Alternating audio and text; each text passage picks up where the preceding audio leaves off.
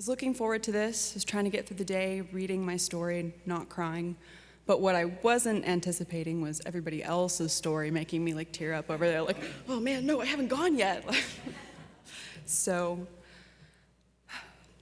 like I said, my name is Michaela, and I want you to see me as your family, your daughter, your son, your little sibling, and those you're still making amends to.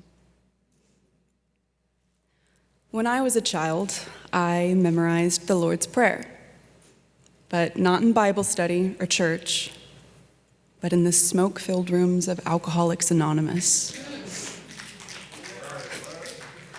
While other families woke up early and filled the rows of a sanctuary, mine packed into a modest living room for a meeting. We grabbed metal folding chairs from the closet to extend our circle. I'd settle in between my family and try to think of something clever, like, hi, I'm Michaela and I'm not an alcoholic. It might have just been some random red brick house a little off the highway, white paint peeling off the door, but to us, it was church. And every meeting ended with the Lord's Prayer. We'd read the How It Works and 12 Traditions, popcorn style, and then people would share. Some only a little, some a lot, some for a little too long.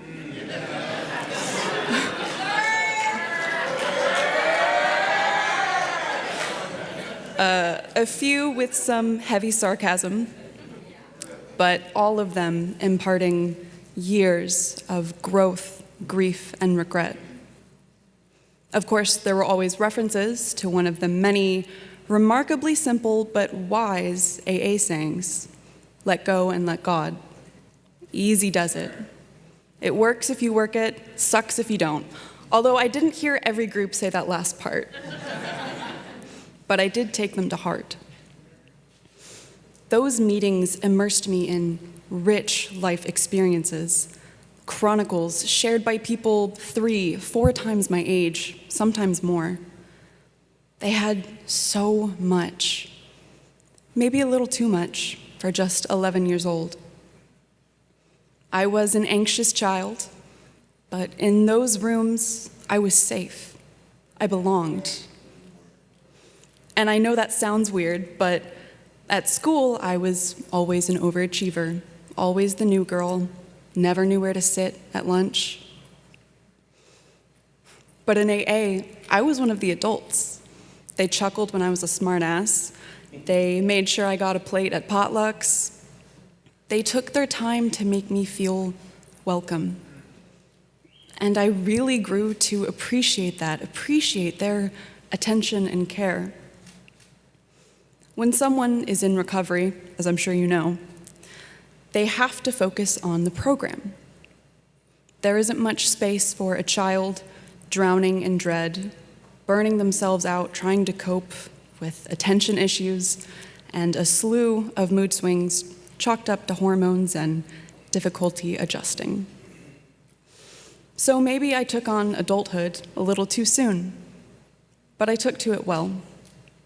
I was independent, responsible, learning to stifle tears, hide my pain, meant I could deal with it myself. And if I could handle my needs, my family wouldn't have to be distracted from theirs. Now, I don't know if my parents intentionally brought me into AA to learn about their recovery, but I do know that what I learned built the foundations of my resilience. And thank my higher power for that, because alcoholism isn't the only mental illness that runs in the family. And I had to manage mine myself. I didn't have a choice. No one could help me, but AA taught me to work a program.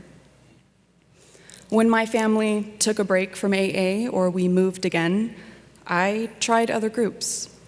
Alateen, Al-Anon, but even at 16, I couldn't connect with people my age.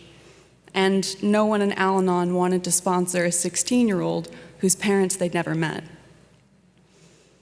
I was both too ahead and too far behind. So I stopped going.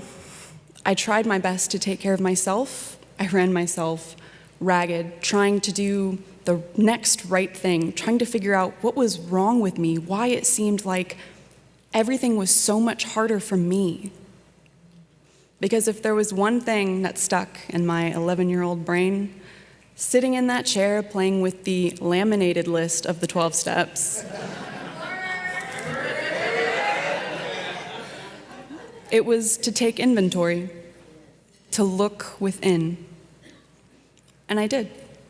My first semester at college, using their highly comprehensive mental health services, I saw my first psychiatrist, who prescribed me my first psych meds, my first diagnosis, first bipolar.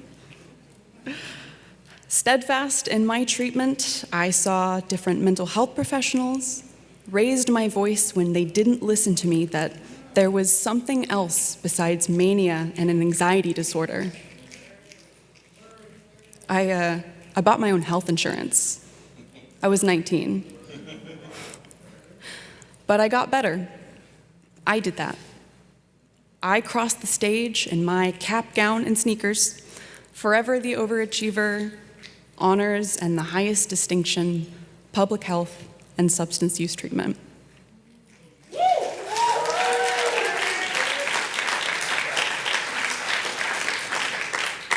But I went further than academics.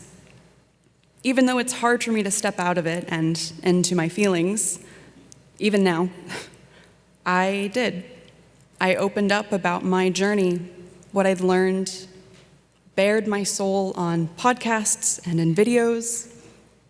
And then I went back to academics. I started graduate school, and I'm a graduate assistant.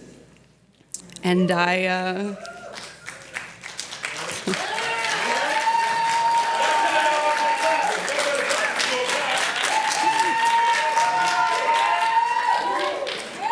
Thank you, yeah. And I did that. AA gave me the tools. I found the courage. I'm still working on the acceptance part.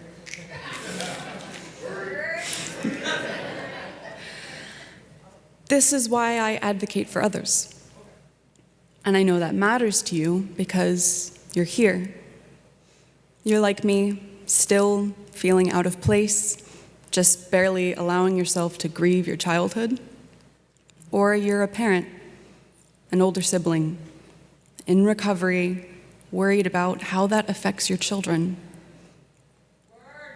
Worried if they'll resent you for not being someone who doesn't battle addiction. But I'm sharing my story for a reason. To those like my family, I'm okay.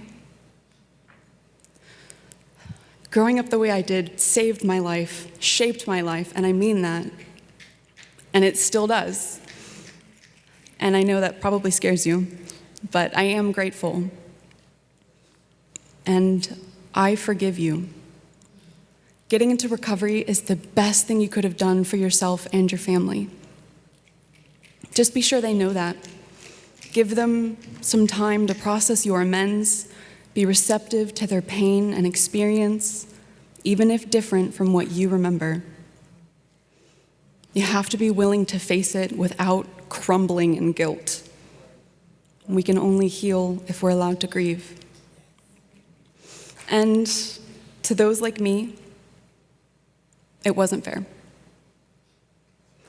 Even if it made you stronger, even if you didn't see the worst of it, addiction affects the entire family, especially you. And you're allowed to feel that. You're allowed to grieve. Earlier, I asked you to see me as your younger family member. Now I want you to see me as an adult, as resilient, as an advocate. If I could go back and say to my family what I'm sharing with you now, I would tell them to make sure that 11-year-old girl knows she has nothing to be ashamed of. Children are supposed to have...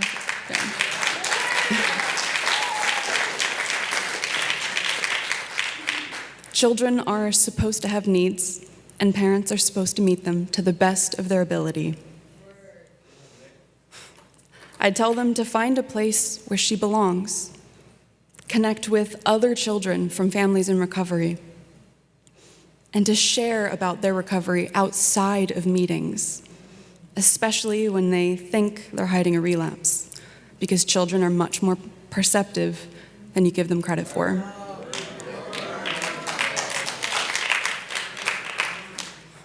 I don't have anything wise to close with, some AA phrase with a nice bow to wrap this up. You know better than anyone that recovery doesn't have a destination. So for now, this is my story.